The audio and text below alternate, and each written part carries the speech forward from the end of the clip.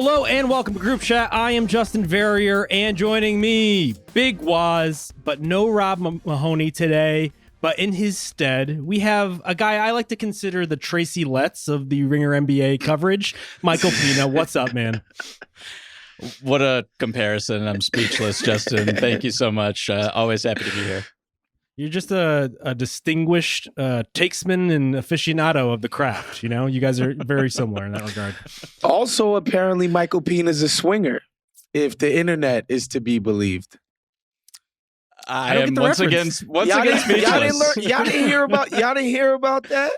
No. Y'all didn't hear about Carrie Coon going on Mark Maron and basically saying that she's in an open marriage and then having to like tamp it down and being like, yo, okay, I wasn't saying our marriage is open, blah, blah, blah, which we know. That's what she was saying.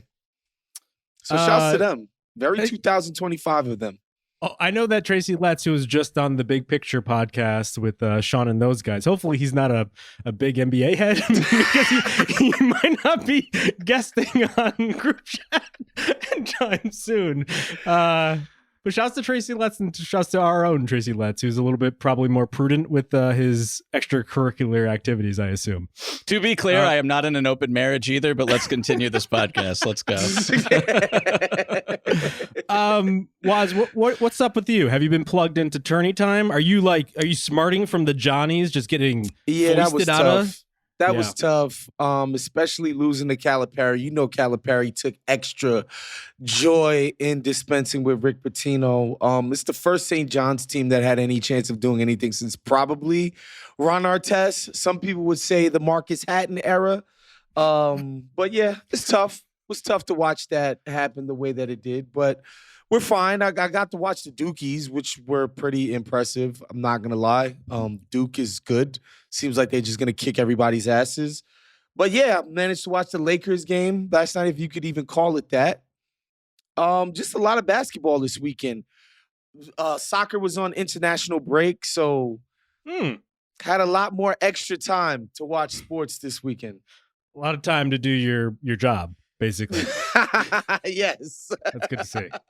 Unfortunately, the Huskies also were felled in the second round there. They came pretty goddamn close. And unfortunately, unlike Duke and some of these other prospects that are kind of taking flight here, Liam McNeely, not really looking forward to him and his NBA career because he basically submarined the Huskies in that second round because he couldn't hit a goddamn shot. So I guess 2 titles in a row will have to suffice.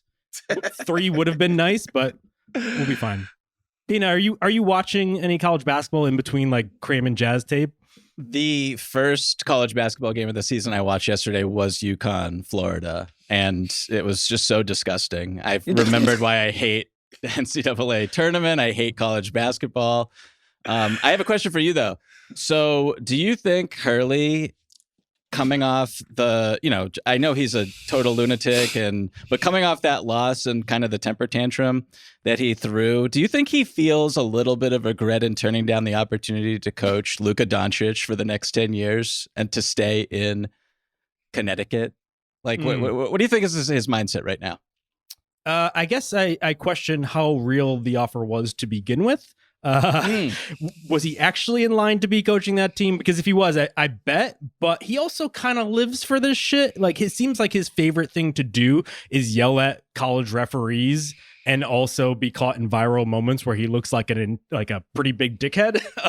I have to say, like, I was a Jim Calhoun just like stan for the longest time, and he makes Jim Calhoun look like just like a Good Morning America host. Yeah, facts. He's like Michael Strahan. He's tough. He's a tough hang. I don't know if you guys saw it. As he was walking off the court, he tells Baylor, like, I hope they don't fuck you like they fucked us. It's like I don't know. Maybe you guys just didn't make 3-pointers. Yep. But you know what? He's had a pretty successful run there, so we'll give him a pass. Yeah.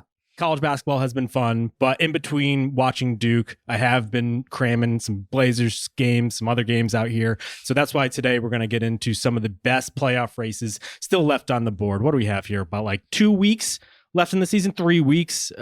So kind of like a month here. Couple things still left to play for. We're going to go through the biggest seeding races left on the board. And I think we have to start rather at the top of the Western Conference, where last night we saw a big old competition between the Nuggets without Jokic and the Rockets battling for that 2 seed. Woz, what is your take on the 2 seed here? Are there any of these teams, Denver, Houston, I guess we can include the Lakers and Grizzlies too, that you like who might pull it out here down the stretch? I think Denver, if they try, can probably get the 2 seed, right? Last night, they're playing without Jokic and Murray, who, look, I'm about as big a Jamal Murray apologist as there are in media, but the guy just straight up doesn't play hard every single game. Like, that's just not what he's here to do in the regular season, particularly. But I think if Murray decides, like, yo, we really want to get this 2 seed, I think they'll be fine. And, but I do wonder, do you want the 2 seed if it means you play Minnesota in the first round? I don't know. And I understand some people being realists about this and being like, yeah, you should avoid your worst matchup. And other people being like, that's bad juju. Why are you like trying to game the system and ducking opponents? You're supposed to be a competitor and feel like you can beat anybody. And so I think if Denver wants it, it's there for them for the taking. But I wouldn't be surprised if they kind of just eased into the playoffs and was just like, you know what? We want to be as healthy and whole as possible. We'll deal with the repercussions of who we have to play when that comes. What do you think, Mike? I tend to agree. I think that the Nuggets are the second best team in the Western Conference. And Justin, how down bad were you watching Jamal Murray cook one of the best defenses in the league without Nikola Jokic yesterday? I'm just curious. It was tough. I did get to see the flip side of that where he could barely score against Toumani Camara in Portland. And so I got the good and the bad right back to back there. But like he practically ran out of gas in that game and they almost dropped it toward the end there because they needed him to be so great. And he was great. He had 39 against the Rockets. Very fair. So I was looking at some playoff probabilities over the weekend when you told me what we were going to be talking about today, Justin, and the Denver Nuggets had a 9% chance of getting the second seed before that game. And after they beat the Houston Rockets, it jumped up to 20%. So obviously still not great. And we don't know when Nikola Jokic is coming back, but I thought that was pretty meaningful. They also have a game against the Rockets in the season finale, last game of the year, with the tiebreaker on the line. And I just feel like if Denver wants the 2 seed, regardless of who's down at the bottom, because I feel like all these teams in the 6, 7, 8 range, and we're going to talk about them later, they're all really good, playing pretty solid basketball with superstars on their roster. So I don't know if there's a right answer for Denver. I just feel like you should win as many games as possible going out, with the idea of health also being a priority. Yeah, this time of year is a little difficult because we're constantly looking at the strength of schedule and trying to determine like who's playing who, like who's actually going to be available for some of these games. For instance, Portland had a stretch here where they were playing Memphis, Denver, Boston, and now the Cavs on Tuesday all in a row. But then it's like Memphis without Ja Morant, and then it's Denver without Jokic, and then it's Boston, even though they got crushed without a lot of their players. And so it's really tough to tell what a strength of schedule actually suggests here. And so I kind of look at it, how much do these guys need it, right? And I think the Rockets, a team still trying to prove themselves, who has been playing very well of late, right before this Denver game. I think, what was it, like 9 in a row they managed to reel off? They just need it more than a team like Denver, who it's clearly seems to be taking its sweet time with Jokic in order to rest him for the playoffs. Mike, what do you think about the Rockets in general, though? Like, are you believing that like their recent stretch before this game is real? Because it seemed like they had found something, but I think part of that is that Jalen Green is such an essential part of this, and you never know what you're going to get with him. Yeah, I'm split on the Rockets as a threatening playoff team. Like, I respect their defense, obviously. I respect their depth, and I respect their competence level, 1 through 8, 1 through 9, whatever they want to do. I also am skeptical of their ability to space the floor. If Dylan Brooks isn't hitting ridiculous shots, their offense kind of goes in the tank. I am not a Jalen Green person either, and he is so important to like their offensive efficiency, which is disturbing to me. But I do like, in that 9-game, once that 9-game winning streak began, it coincided with this double big lineup with Steven Adams and Alperen Şengün playing together. And it's a small sample, but when those two are on the court together, the Rockets look ridiculous, like really, really, really good. And they're grabbing like half of their own missed shots, which is to be expected with those two on the court. And then, they're playing this like funky zone defense, which is like antithetical to everything Ime Udoka stands for, but has worked so far. So I feel like it's a little gimmicky, but they have these little different wrinkles on their team that they can toy with. I mean, Jabari Smith coming off the bench since the All-Star break really has been, I mean, if you can bring someone that talented off the bench, like it says a lot about the different looks you can throw and the different lineups you can play. So I like them, but I just don't know, even now with them in the 2 seed today as we talk, like how serious they are, if that makes any sense. Yep. I think the Rockets, it would mean most symbolically for them to get the 2 seed, right? To have all of these years of a rebuild happen. Then last year, they kind of make a breakthrough into like basically announce themselves as part of the Western Conference upper crust. OKC getting the 1 last year. We have arrived. Exactly. Especially with a team that relies on so many young guys. I think it would be a big deal to say, like, we were the second best team in the regular season in the Western Conference, which everybody agrees is just like a tough race, a tough conference. And so that's why I think they'll probably end up with it. They're number 2 right now, and it feels like it means the most to them to get this number 2. Like, the Lakers don't care if they get the number 2 seed. The Nuggets don't actually care. The Grizzlies are just trying to keep their roster, together with bandages and whatnot and gauze pads. And so I think the Houston Rockets have, the most want to. Like, they absolutely want to be the number 2 seed. And they've played their asses off all regular season, especially in terms of, I talked about Jamal Murray not always treating every game like it's do or die or game 7. Like, the Rockets are the opposite. These guys come out and they play hard every single night, which has been one of their distinct advantages all year, particularly, as Mike mentioned, on defense. And so, yeah, I think the Rockets are going to end up taking this thing, and it'll be a big deal for them. They should celebrate that. Can I ask you guys a quick question? Would you pick the Rockets in a first-round series against literally any team at the bottom of the Western Conference? No. It's tough. Maybe the Clippers. I think they could beat the Clippers because I have just a general lack of respect for what the Clippers are doing in terms of like their talent. I can't wait to talk about the Clippers. In terms of their talent, I just have a straight up, and like Kawhi Leonard hasn't finished a regular season on the floor since 2020. Like, people need to realize that. So yeah, no, I think the Wolves would beat them. I think the Warriors definitely beat them. But I still love what they've done this regular season. Yeah, I agree with Waz that the Clippers probably are the best matchup on the board for the Rockets, if only because I just watched them play the Thunder and seeing the Thunder's just like swarming, attacking, like swipe down guards against Kawhi, who's lacking a little bit of mobility still, despite being an absolute killer over the past month or so, I think would be the most advantageous. But I do think they're very susceptible to virtually anybody they're going to face. But you mentioned the Lakers, Waz. I think that's a team that you probably have to take more seriously in this, if only because they had this little bit of respite for LeBron James.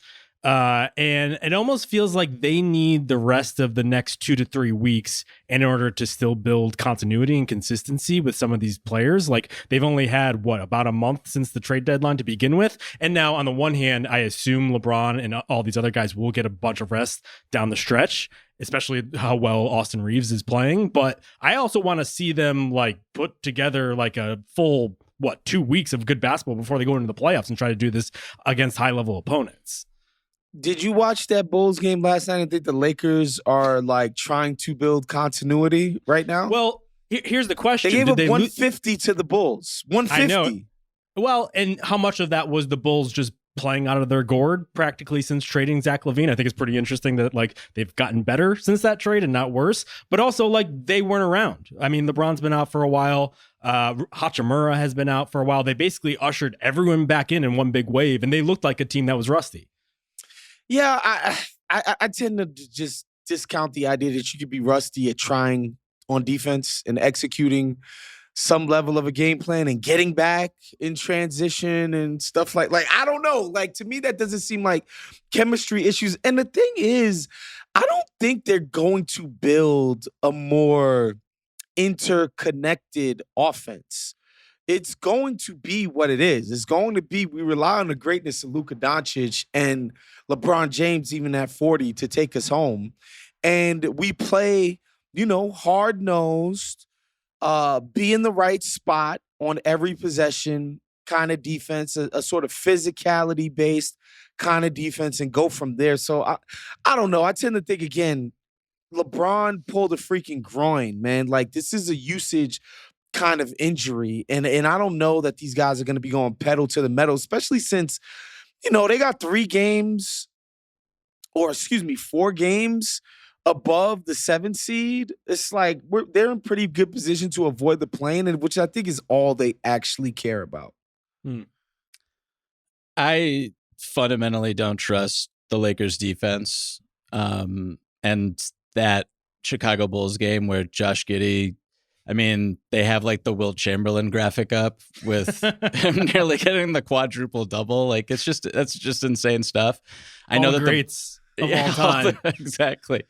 Like, only the Thunder have a better defensive rating than the Lakers do with Luka on the court. And that just does not feel real to me at all when I watch them play. Like, overall, opponents are shooting 28% from the mid-range over the last month. And we talk about three-point luck a lot as pundits, but I feel like there's like a little long two luck going on too with the Lakers, if that makes any sense. And yeah, like, I don't know. I go up and down their rotation, and it's just a lot of guys who I don't like still. And I will credit them for the stretch that they had where the deep where they were flying around when Vanderbilt came back, and they had Hachimura and they had some athleticism, and Gabe Vincent was hitting shots, and LeBron looked great. But I just look at like Austin Reeves, Luka Doncic. I'm waiting for LeBron to, it already happened with the pulled muscle against Boston a few weeks ago, where he kind of shows his age a little bit physically. They don't have a lot of size in the front court. And so I just have a hard time taking this team too seriously. Am I too down on them? No, I don't think so. I do think their success defensively was because of how hard they played and also how hard they executed. And that's a credit to JJ basically taking a bunch of quality or just like average level players and coaching them up to the extent where they were pretty good even with AD before the Luka trade. I think the question I have is, how much of that do you not want to add wear on the tires before the postseason? Because if that's the way they're going to be successful on that end, do you really want to push them, or do they need to be on a string in order to play like that? And so you actually want to build the muscle memory and the continuity in order to bring that over into the playoffs. It's kind of a like chicken and egg sort of situation here. So I don't know, but I also think they're probably good enough offensively with just Luka or just LeBron on the court that they could win regular season games. So if LeBron wants to sit down the stretch and it's just Luka playing like he has been plus stuff, like, I think they'll have a good shot at this 2 seed. I also have liked, frankly, the Lakers fans who have now started posting like sizzle reels or photos of just Luka looking hot and like dropping 10 pounds, but it's actually just him with different lighting. I don't know if you guys have ever seen the photos side by side of Alex Jones without his shirt on, and it's just Alex Jones like with a little bit more of a tan. That's what seems to be going on with Luka. This is not in my algorithm. This is not in my algorithm, to be clear. No. It will be now that I've spoken into existence. But he has been playing well. And when he's engaged and when he's like trying to fight Josh Giddey, that's a scary player you want, even in a regular season game. I think Luka in the regular season is going to be fine. Like you said, I think Luka's good enough, even in the regular season, even if he looks a little bit diminished to me still. In terms of burst and lift, they're good enough to get by in the regular season. They're not going to fall into the play-in. But I don't know. I just don't see them getting that 2 seed, ultimately overtaking the Rockets, who are trying like hell to get this thing. And the Luka thing for me is like, how many teams have the capacity to make him look the way Boston did, where it's just like all you're gonna do is get step back jumpers and nothing else. We're gonna send minimal help at you, and we'll live with those results. To me, unless Luka can show that he can be a threat in the paint like he used to be, this switch thing, this switch and big man thing is not a new strategy. Teams used to try to do this, and he used to cook it consistently. And now it's like Al Horford, who's 80, can just straight up be like, yeah, I'll be on the island with Luka Doncic, no problem. Jaylen Brown is like, I will rip this man, rip his handle. He's a freaking point guard, and I'll just rip him multiple times in a game, barely across half court. Like, if he can't improve on that, I don't think any of this stuff even matters. I have a personal disconnect because I have all the respect in the world for Luka. I think that when he was in Dallas, it was like, oh, if Luka's playing, then the Dallas Mavericks are a contender. And that's kind of how I felt about them. But I also look at that supporting cast he had with the Mavericks and like a lot of the talent in terms of how it was built to fit around Luka and accentuate Luka's strengths and cover up Luka's weaknesses. And I just don't see that. Granted, it's to be fair, like they plop him into this roster in the middle of the season, so I understand all that. But like, it's not the same roster, and so to me, it's like them being in the 4 seed. According to projections, their highest likelihood is the 5th seed, which I don't know necessarily that they're going to drop a spot and Memphis is going to pass them. I don't know if that's going to happen, but the 2 seed just doesn't seem like a thing. And when you look at the schedule and they have 2 games against OKC, they have to play the Bulls again, and we know what's going to happen in that game. So I just don't see them as a serious contender for the 2 seed. Well, you mentioned Memphis. They're technically the last team here, although they are the farthest away here, currently in 5th. Woz, do you have any faith in the Grizzlies at this point? The faith has definitely waned, I will say. I just don't like these guys used to get after people on defense, and I know a lot of people have come in and out of the lineup, and there's just been no continuity. But I just think the defense has been so disappointing. And they were never going to be light you up, absolutely light you up on offense kind of team. It's just the effort and the consistency just hasn't been there for me, where I was really high on them in like January, where I'm like, hey, Memphis is so deep. I think Ja Morant is a sort of 5th gear kind of guy where he like can ratchet it up when he needs to, in terms of getting to the basket, getting to the free throw line, becoming like, one of the more dominant on-ball guys that we have. But I don't know, just something that hasn't gelled with them for me. And I get it, Ja's missed so many games, which, it's become a trend now. Like, it's kind of become reliable that Ja Morant's going to miss a bunch of games. That's been his career. And so, yeah, I'm a little bit more down on them now than I was in January, where I was like, these guys can go to the finals. I don't feel like that at this moment. The finals feels like a bit of a stretch, unfortunately. Yeah, they were my preseason pick to go to the finals, and I feel like an absolute moron for making it. Ja, missing the last 4 games. They've lost 4 of their last 5. He's got this hamstring, and it's obvious, he's obviously their best player and kind of the engine to their offense. But to your point, like, the defense is really like fallen off a cliff over the last, 6 weeks. And so, Brandon Clark going out for the season, I feel like he was an important part of their rotation, particularly with how he complements Ja. And so, yeah, I don't know. Like, I have a lot of respect for how they were built and kind of the Jay Huffs and the Scottie Pippen Juniors of the world on their team that have contributed throughout the season, and Jalen Wells and Zach Edey being in their starting rotation, their starting lineup. I don't know. Like, I've kind of given up on them, to be honest with you, and it stinks because I like so many of their players. And I feel like Desmond Bane has been playing really well, and Jaren Jackson Jr. might make All NBA, but I don't know. I to be honest with you, I didn't even like seriously consider them and do research about them for this exercise, because I was like, they have no chance of getting the 2 seed. Yeah. the things I think that we like about them are how well they've Ja-proofed the roster, that they have been so good consistently. Back to when Ja was first starting to miss games without him. Jaren Jackson has been on another level this year. He's completely recalibrated his ceiling, at least for me as a player. And also just the way that they've changed up their offense, kind of democratized things, and so they're playing more within the flow. They aren't as reliant on Ja. But to Waz's point earlier, like Ja has such an incredible game against the Cavs, a game they ultimately lost, but like one of the better games of the past like month or two that I've seen. 44, 8, and 7. And then he misses 4 straight games. He's up to 28 absences on the season at this point. And because I've been doing this throughout the year, I have to give you the different maladies that he's faced at this point. And we have, in total, knee bruise, sprained shoulder soreness, thigh soreness, foot soreness, back soreness, illness, and now a hamstring soreness. And so that's tough. We're getting into double-digit different things. There's just these little nagging things. So if I don't know if he's going to be available, and it doesn't seem like they know that on practically a game-to-game level at this point, it's hard to really know what to expect for them in this race. So I agree with you guys. Are we letting Ja off the hook because he's skinny? Do we know that he's working on his body as much as we know Luka isn't?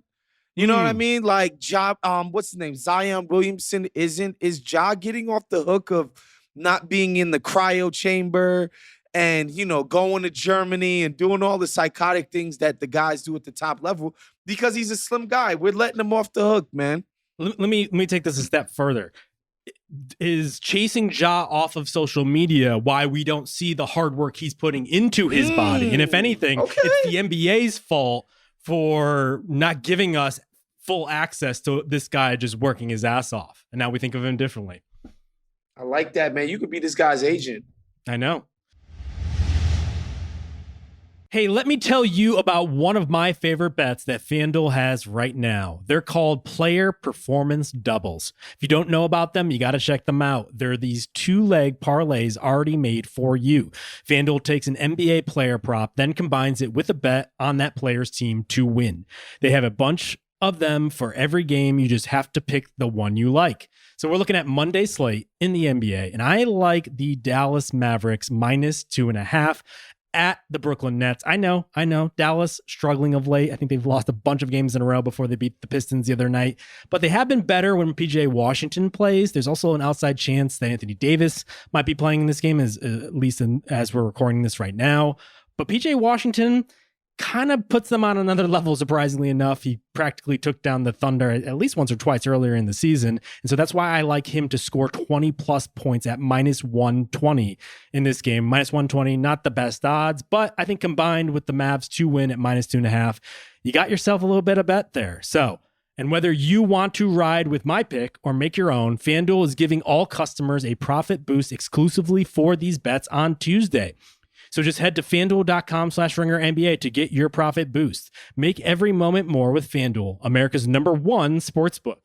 Must be 21 plus and present in select states or 18 plus and present in DC. Opt-in required. Bonus issued as non-withdrawable profit boost tokens. Restrictions apply, including any token expiration and max wager amount. See terms at sportsbook.fanduel.com. Gambling problem? Call 1-800-GAMBLER or visit rg-help.com. Why don't we go off to the 6th seed then, just below this, because we're talking kind of around there. Warriors, Wolves, Clippers are the teams in the mix there. Warriors currently ahead. Wolves half game back. Clippers 1 game back after last night's game against the Thunder. Mike, who do you like out of those 3 teams? To get the 6, I like the Timberwolves. I don't necessarily like the Timberwolves as the best playoff team out of this group. But again, just looking at they have the easiest schedule remaining in the Western Conference. I love how their bench has played over the last month or so. They have, it's really difficult for me to get too excited about any team that has Julius Randle on it. And it's really funny how great they've been with Julius Randle on the bench, plus 26 net rating in March without him, with Shocking. The greatest defense of all time. But a lot of it is schedule based, to be honest with you, where if you just look at who they're facing, who they have to play, the it's just going to be a lot of wins for the Minnesota Timberwolves, but I don't think they're the best team. Yeah, you combine that with Steph Curry's, knickknacks and the general age of the three best players by far on the Warriors. These guys are all older kind of guys. And so, you have to be extra mindful when they have a certain ailment, like this idea of just play through it. With older guys, playing through it can mean playing yourself into a permanent season-ending injury, right? It's different for guys of their age with their minutes load throughout their careers. But again, I think Golden State would really, really, really like to get the hell up out the play-in. It feels like it's something that they care about. And the way that they've ratcheted up, again, their defense, it's not hard for guys to get up and want to drop 30 and want to be one of the best. Everybody gets excited for that. But the fact that this team has turned their defense into just a straight-up steel trap, where at certain points, even when it's looking bleak, these guys flip a switch in the fourth quarter the other day, and just a game that it looked like they were about to throw away, and just in the fourth quarter, just put the clamps on a team. I think they're still in it, but as Mike said, the schedule just might not be permitting, and add that to Steph Curry's, nagging situation. And then, the play-in is not going to be the end of the world, because these teams at the bottom of the play-in in the West are not good. They're not good teams. Can I ask a Warriors-related question for you guys? Sure. Do you think Jimmy Butler is going to get MVP votes? Do you think he should? I'm not going to vote for him. He's not going to be on my ballot.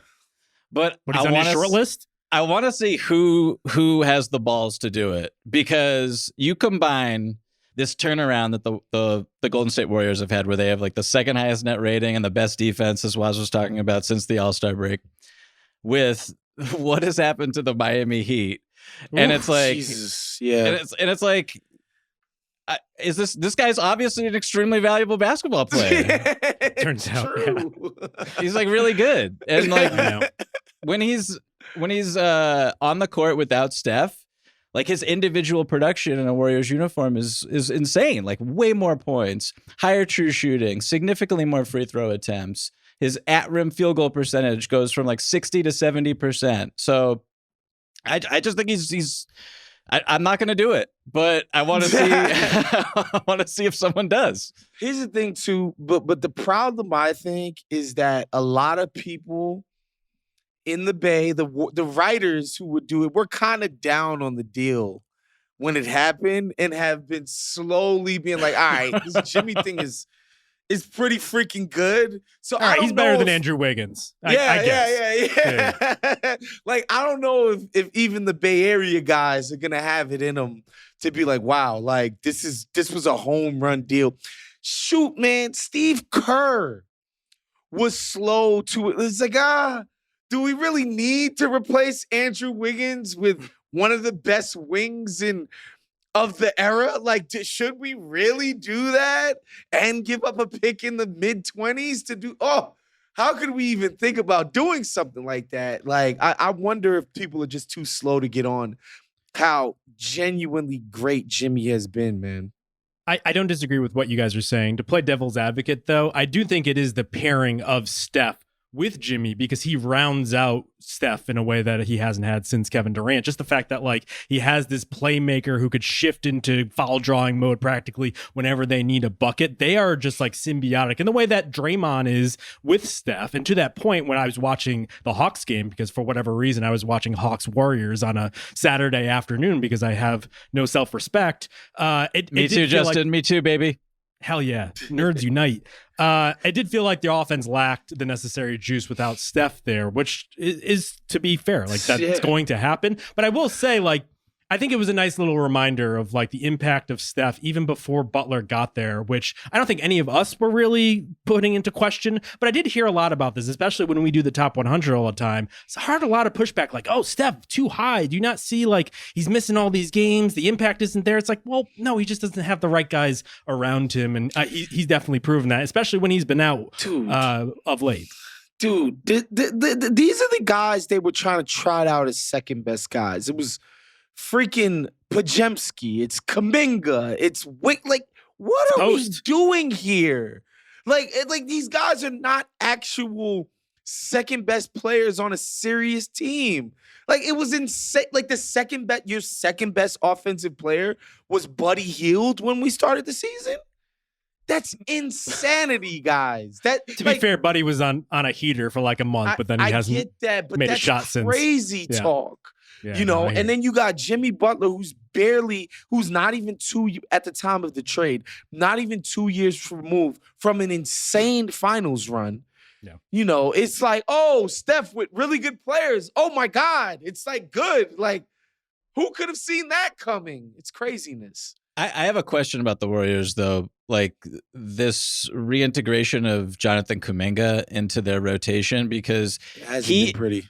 No, it hasn't. And he is so, like, duplicative of what Jimmy is, but Jimmy is obviously like the good at it best version of that player. And so I don't know what role Kuminga has on this team. When he was hurt, they made the trade, now he's back, and it just hasn't really worked in any type of cohesive way. Whereas someone like Moses Moody or Pajemski, those guys make sense. And those guys in the starting five, when they're small with Draymond at the five, that lineup is killing it. And it is cohesive, and it just fundamentally works. But Kuminga, I don't understand. I don't know what to do there. He hasn't found a role because he doesn't embrace a role. The guy has to realize it's a lot of mustard on that line. But yeah, you're right. He has to realize, like, yo, get off of my ball. Like, you're not an on-ball guy. Get off my ball. If anything, we'll let you attack a closeout every now and again, but like, you should be shooting wide open shots, and I mean wide open. Attacking closeouts, attacking in transition, a cutter off the ball, good screen setter, physical on defense, on the wing. Like, he's trying to get paid.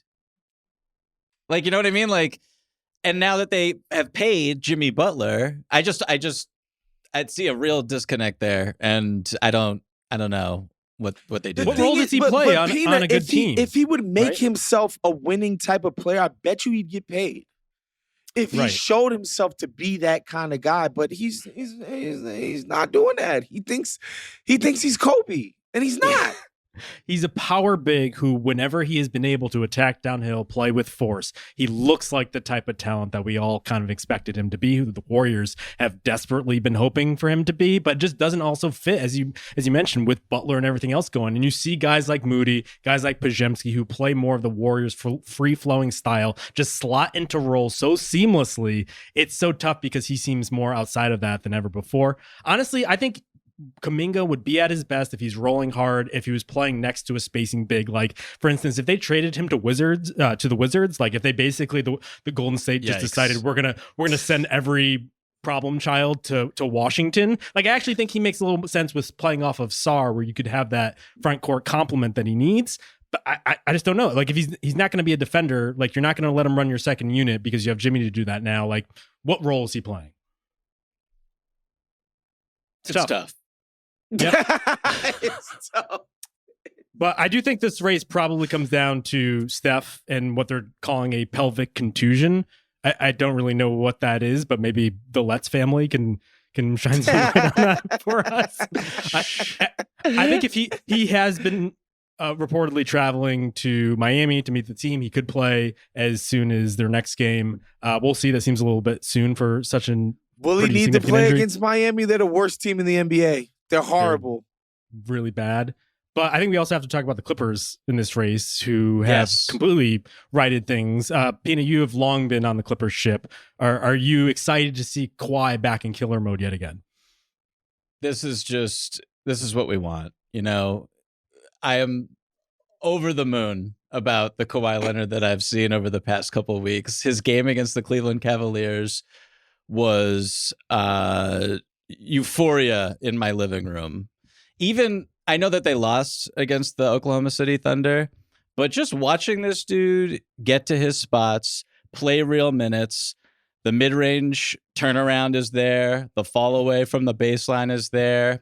He's overpowering. I mean, he had a play where and I know how the Oklahoma City Thunder play defense, but, they had Alex Caruso on him for most of the second half, and he's got him at the nail and just backing him down. And he drew a triple team at the nail. And it's like, okay, I'm just going to kick it out to Norm Powell for 3.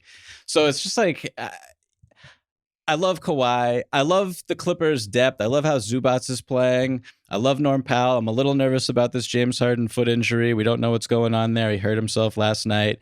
But there's so much to like in terms of how they've kind of ramped everything up to the point where you can play Kawhi. He's played 35, 37 against the Memphis Grizzlies in a win and 40 against the Oklahoma City Thunder.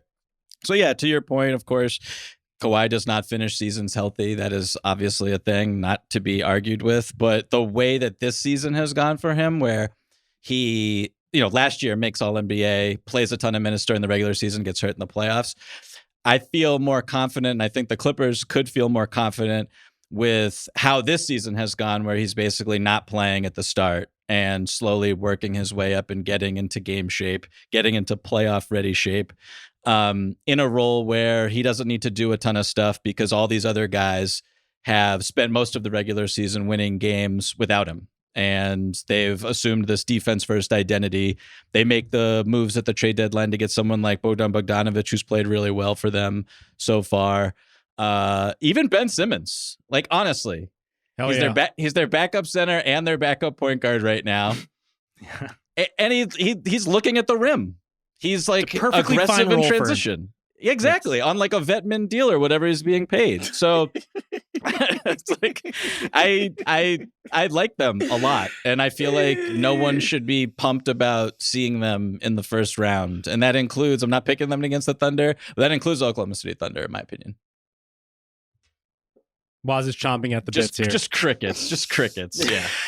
Look, what they've done on defense, I think their coaching staff deserves a ton of credit, because I don't think anybody came into this season thinking that the Clippers were going to be one of the nastiest, feistiest, defensive units in the NBA. I certainly didn't see this coming. And so I think they deserve a ton of credit for carving out a sort of identity for the team, where it's like, what we do is we go out and we stop people.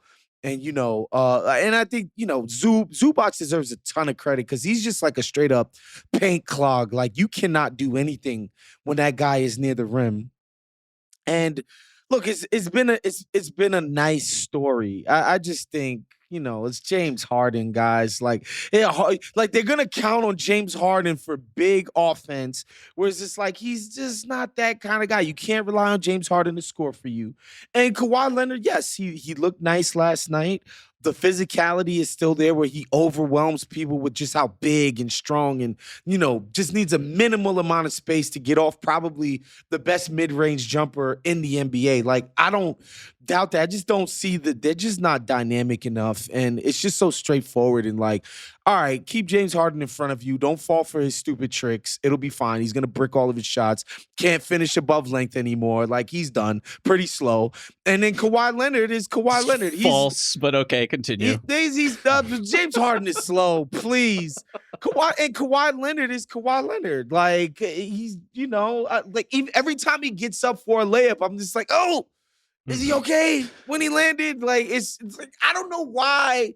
Especially and I know Michael does this too. Justin has been doing this literally for 4 consecutive years. Since this show has started in this formulation of me and Justin podding on a weekly basis multiple times, this man has been falling for the Clippers okie doke. The Clippers bamboozle every single year with this freaking team. It's easy to fall for, though.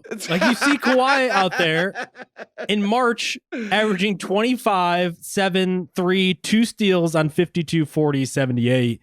And while, yes, there is a clear lack of athleticism there, like clearly the string of injuries now, which is a laundry list at this point, are starting to take effect.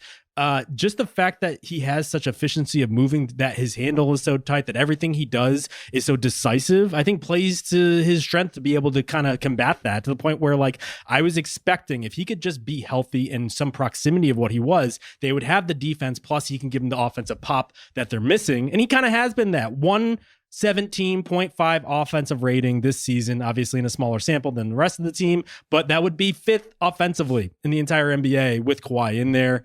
I just think it's not just Kawhi too, and I think Mike kind of spoke to this. It's just like the whole thing has really kind of clicked into place. Like we bang on the Sixers for going out and getting Paul George. The flip side of that is the Clippers let this guy walk, and they kind of replaced him in the aggregate with guys like Chris Dunn, who sign and trade for a 2nd round swap on the first day of free agency. I remember us being like, what the fuck is this? And that guy's one of the best defensive point of attack guys in the league. You mentioned Zoo. Zoo's incredible. Jones Powell has Jr. been great. Yeah.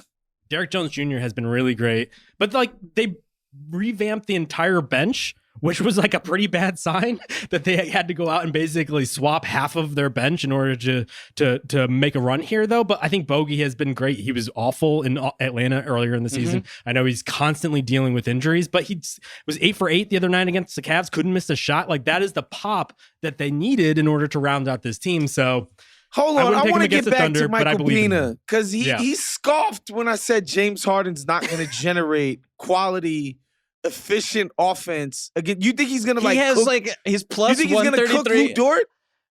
He's plus 133 He's in the going to last score against Lou Dort?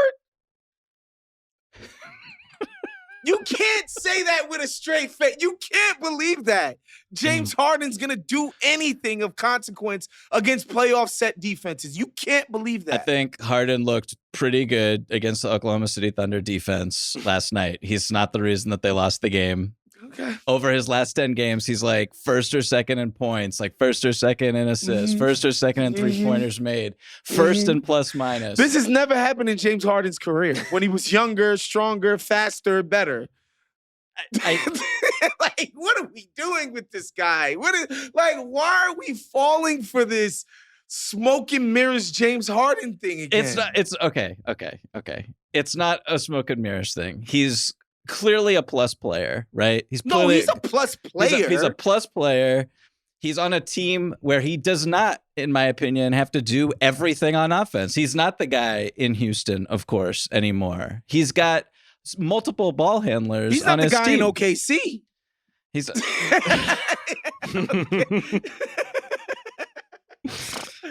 I just think, like, if you're gonna denigrate the Clippers, like, I don't believe in James Harden isn't a good argument to me. That's just Here's the thing with Harden at this point. Like, I Okay. just think he's so much more dependent on setting up everybody else. He's almost in the Trae Young zone where his shooting numbers are just atrocious. And I think if you're counting on that in a playoff series, let alone all the Hardenness that is stacked up over the course of the past decade and a half, like, no, they're not going to be that successful. But that's why it's so important that Kawhi plays at this level, that Powell kind of comes back from this injury and is a little bit better, that they have other guys in order to kind of activate, because that's when he's been at his best. So we'll see. I think we're all kind of sort of saying the same thing, where we're giving them credit for being successful, but like, we don't like them in a playoff matchup, especially against the Thunder. And even the Rockets are a bad matchup for them, just because you see the guys like Wiggins and all the swipe downs they have, like having Amen Thompson and some of these other guys swarming Kawhi probably isn't your best outcome there. The only reason I like the Rockets matchup for them is the Rockets are young, right? Like, outside of And they Van can't Vliet score. and Dylan Yes. Brooks, it's like they're going to be a pretty easy team to solve in terms of, stopping them in the half-court offense. It's just a matter of, the Clippers feeling like, look, we got veterans, we got Kawhi, who's just a better offensive generator than anything the Rockets can muster up, and we like our chances. But, like, would anybody be surprised if the Clippers lost in 5 games to the Rockets? I certainly would not. I would be surprised, but that's just me. I would pick them pretty confidently in that series. And I like the Rockets. I do. But I just think they're above average at every position in, like, going 9 deep. 10 deep, maybe. Yeah. Why don't we flip to the 10th seed now, which is really where the races are heating up. We got 3 teams technically still in the mix as we go down the stretch. The Suns are currently in the 10th seed, although they share the same record with the Dallas Mavericks, who are in 11th. The Portland Trail Blazers, one of the best teams in the NBA over the past, 2 to 3 months, at this point. You're goddamn right. Unfortunately, might be running out of time. They're 2.5 games back. They lost to the Celtics on Sunday, which is sneakily a pretty big game in this race because they're just running out of runway here. Mike, which of these teams in this furious, very important race for the final play-in spot in the West do you like? Oh, man.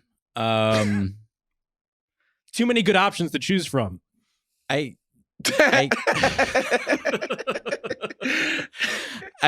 truly have very little respect for all of these teams down here. Okay. I think that, like, if I have to put my life on it, I would say, like, I'm confident that the Kings will make the play-in, I guess. And then Anthony Davis supposedly coming back as soon as tonight against the Brooklyn Nets. That's a finally doubtful. Yes.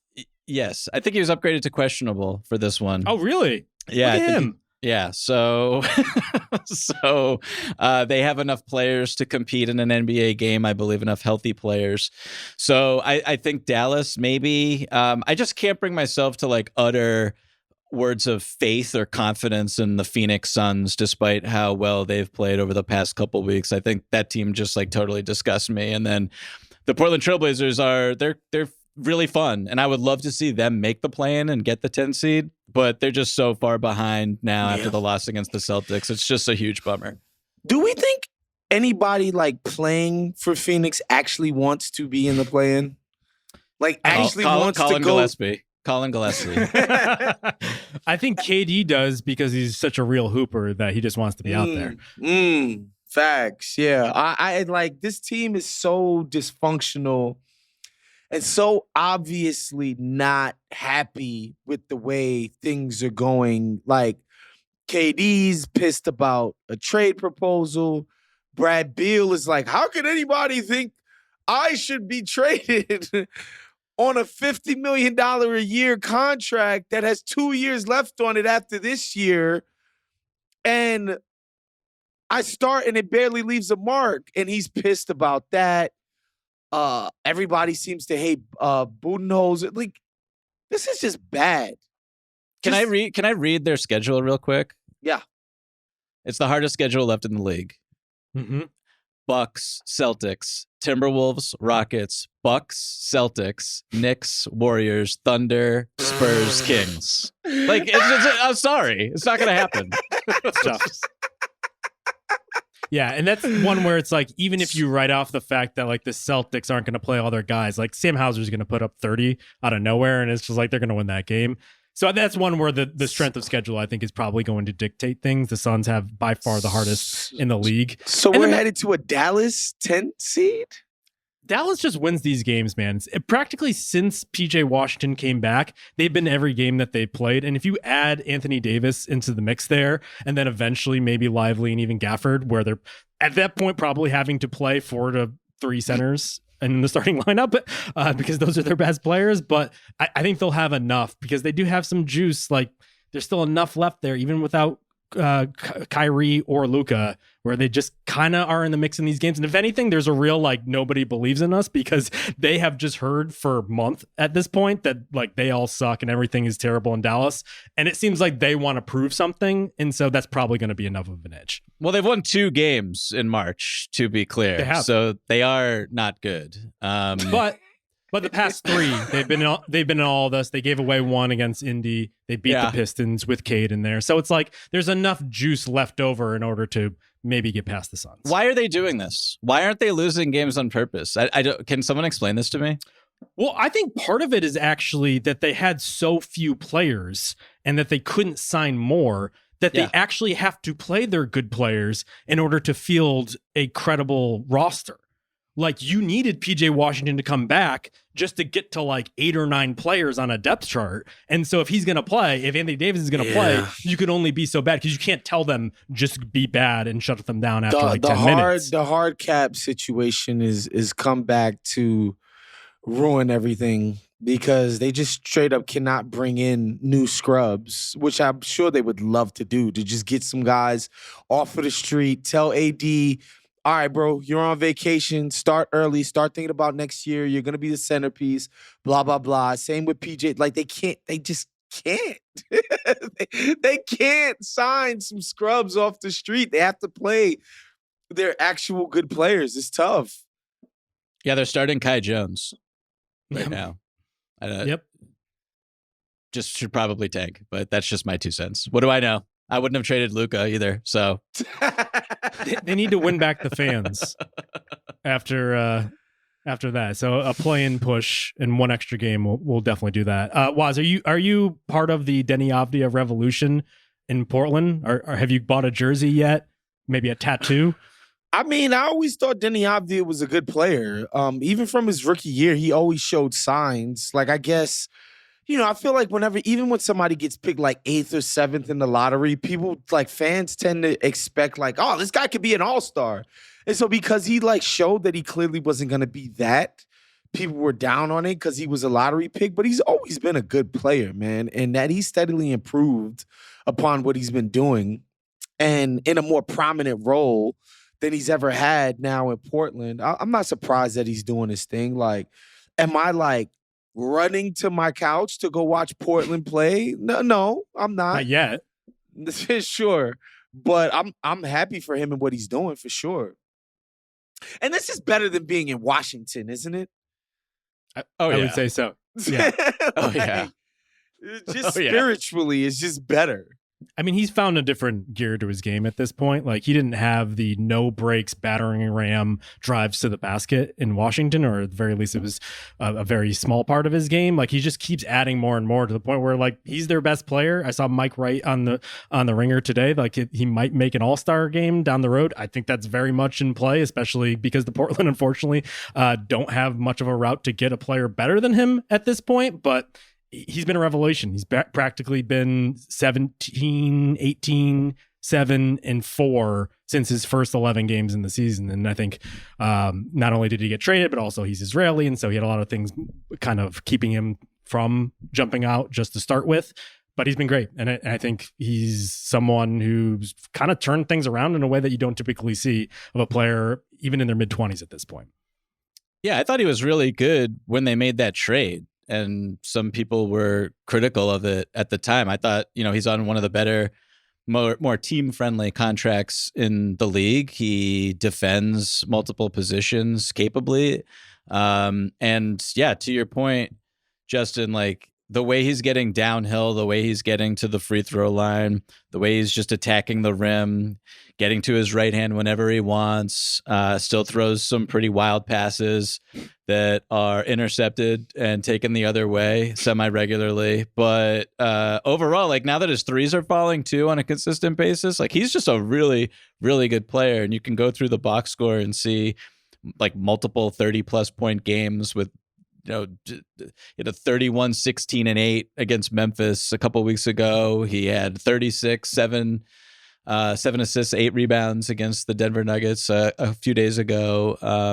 So just, like, those are great numbers. I don't know what to say. And this is, like, these are meaningful games as well, which he never played any of in Washington. Yeah, he's been a revelation there. Before we go, let's flip to the Eastern Conference and kind of just, like, waving my hands frantically because it's pretty much just all over the place after the top 2. And even Cleveland has been struggling until last night's game against Utah. I had asked you guys before this, like, what about the 3 seed race? Because at the time, I think I was drawing these questions up while watching the Knicks struggle against the Washington Wizards, who mounted a pretty furious comeback against them. And then toward the end of the game, watching Rick Brunson have to talk Tibbs into taking his starters off the floor where the game was in hand with, like, 1 minute left to go and Towns was, like, clearly barreled over, like, dying. They're still 3 games up on the Pacers and then everybody else. And so it seems unlikely, Mike, but considering that they don't have Brunson, is there any possibility that a team like the Pacers could jump them at this point? I don't think there's enough runway here for that to happen. New York doesn't have a particularly difficult schedule down the stretch here, and I just haven't seen enough from a Bucks team or a Pacers team to get me super excited that they have enough momentum to jump the Knicks with was it 3.5 game lead, I think? 3 games. Yep. Yeah, 3 game lead that they have so far. So as terrible as the Knicks looked on Wednesday, last Wednesday they lost to the Spurs or whenever that game was. They lost to the Spurs in just ridiculous fashion, and then they lost to the Hornets in a back-to-back. And then the Wizards game that you mentioned, Justin. But it's almost as much to say about the Pacers and the Bucks as just like these inconsistent teams. And like the Bucks have this Dame thing happening now with his groin or his hamstring. I don't know. Can't remember. And you had, I don't know how much we want to talk about this, but the Tyrese Halliburton, Trendon Watford beef, which was just very funny. I don't know if you guys are up on that. You're having a down year. You're having a time. I'm so glad you saw that. That was one of the best clapbacks I think I've seen, especially from a guy who's like kind of just clinging to a roster spot at this point. Like, what? Well, just like he was literally like, "I'm undrafted and you're double teaming me. You're garbage." Like, and I just thought that was one of the great insults of the season that I've seen. It was almost like a blogger critique on a podcast or something. It's like, your estimated box plus minus isn't as good as it was last season. Well, Halliburton did the move where he tries to throw the ball off a guy's back, inbounding it, and Watford stole it and then hit a 3. And it's just like, they should have ended the game right there. They should have just ended the game. I've never seen that before. Yeah, I have not either. And there should be some type of fine, some type of suspension. I don't know what the league should do about that, but you can't be having that in the NBA. It's just embarrassing for everyone involved. Yeah. Unfortunately for Watford, Halliburton has kind of rebounded over the past couple of years. So yes, in totality, he is having a down year, but lately he is having quite a good second half. Waz, are any of these teams, do you like any of them if we're talking like 4 to 6, for instance? I think so, man. They're so inconsistent. And like the idea that they would go on a run, like basically win 10 of their last 12 or something while the Knicks languished as Brunson is coming back from his injury. I just can't see it from either one of these two teams. The Bucks, they just haven't shown this like ability to string together a really solid or dominant 12 games. And so I don't know. I don't see it for them. Now the Bucks, I'm not sure who's gonna finish 4 or 5 between the Bucks and the Pacers, but in terms of catching the Knicks, I don't think either one of them are. Does it matter? Does any of this matter? Yeah, facts. Probably not. I mean, unless you want to get one step farther, like who do you guys like in a 4 or 5? What if the Bucks are like, we want to play the Knicks in the first round, and let Detroit handle the Pacers in round 1? I don't know. That's probably the better question. Which team do the Knicks not want to see in that 6th spot? Would it be the Pacers because of last year? Would it be the Bucks because they have Giannis? Would it be the Pistons because they've kind of just have this physicality, for instance, that could maybe match with what the Knicks bring? I've been thinking about this question because I just wrote about the Pistons, a team that I like a lot. And I wouldn't really feel great about playing the Pistons if I was the Knicks, to be honest. I wouldn't feel great about playing Giannis, although I have you look at that roster and it's just like Kyle Kuzma is shooting like 29% from threes in a Bucks uniform and he's in the starting 5, and Kevin Porter Jr. is somehow shooting 50% from 3, and that's like a bad thing for the Bucks because then you got to play him. I mean, it's just so there's just so much bad with these teams, and I have a lot of respect for the Pacers. I will say they're probably the best of the bunch here, but like I don't know. I maybe it's just my pessimism about the Knicks as a team that can do anything in the playoffs. I don't know what it is, but I wouldn't really feel super excited about my first round matchup period if I was the Knicks, to be honest with you at this point. Yeah, I think it goes in the order of the standings in terms of like what gives the Knicks the most fright. Like it would be the Pacers because they've kind of found themselves as the best team on the board here. Then obviously the Bucks have Dame and Giannis. You have to fear them at any point. But like they're playing Ryan Reynolds right now, and is Dame going to be peak Dame by a playoff series? And the Pistons, like all credit to the Pistons, love what they've done. Like the fact that they've gone from worst to 6th seed is the type of turnaround that typically takes like a Tim Duncan or like a major acquisition in order to make that Tobias sort of leap. Harris, if you will, a Malik Beasley even. But I think probably this is where their magic runs out. Yeah, and I wonder if, Brunson doesn't go down and the Knicks, aren't like 4-8 in their last 12 or whatever the hell it is, that we're even like worried about a Pistons matchup. I don't know. I don't think so. And again, like the Pistons, super young team. Young teams tend to stink it up in the postseason, make a lot of mental errors. Pistons play with a lot of toughness. I get it. They got a lot of back alley guys on their team, but I don't know. I don't think the Knicks should be like overly worried about playing the Pistons. I think if they're not starting campaign, they'll probably be pretty okay. Yeah, good call. It's a good call. So. I still believe that like anything is possible for the Knicks when fully healthy. The problem is they're never fully healthy at this point. Yeah. And I do wonder going into the postseason, especially after what we saw last year when Tibbs put a lot of wear on the tires in the regular season. Like, is it going to get worse? Like, is OG going to be fully healthy? Like, how many more games are you going to get from Towns? Like, you can't play 40 minutes for 90 games in an entire season. This is fucking insane. We'll see. It's going to get put to the limits, to the test. Do you think the Bulls can make a run here? You guys, so Bulls get to the 7th seed. They play the Celtics, knock them off, and then it's Giddey versus the Thunder in the finals. Dude, the East playing mix is so gross. Like, they need to go to True TV. They can't even be on NBA TV for those games. Dude, and it's so crazy that Miami is 1-9 in their last 10. Okay, I think they lost 9 straight or something insane like that. The longest losing streak in the entire Spoelstra era. They are. Let me see. Let me count. They are 6 games ahead of Toronto for the 10th seed. Yeah, every team below them has been trying to lose basketball games for several months. This is crazy. That's right. Yeah. This is insane, dude.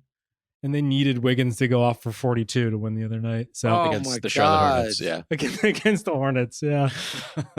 Everything else has been going great in Miami. Yeah. All right, why don't we wrap it there? Mike, thank you for joining us. Always a pleasure. The Tracy Letts of group chat. That's right. In one way or another, that's for sure. Thank you to Isaiah Blakely. Thank you to Ben Cruz. We'll be back on Thursday. We'll talk to you then.